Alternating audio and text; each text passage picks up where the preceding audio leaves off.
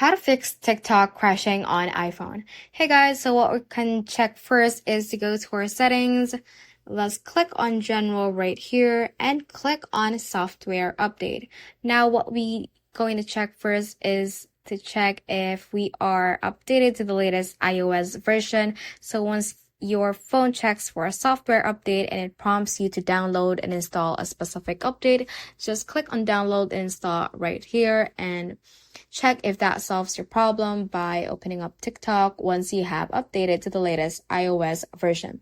Now, if that is not the case, you can go to the App Store right here and let's search for TikTok. And what we can do here is to check if it is up to date.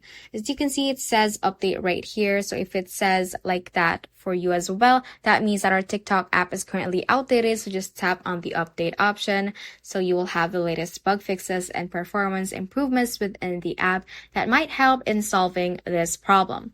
Now, if that does not work, you can also try to uninstall TikTok right here. So press and hold on that. Click on remove app and click on delete app right here. And once you have uninstalled it, go back to the App Store and install the TikTok app once again and see if that fixes your problem. And the last thing that you can do is to go to the Safari or any browser that you want and let's search for TikTok down detector.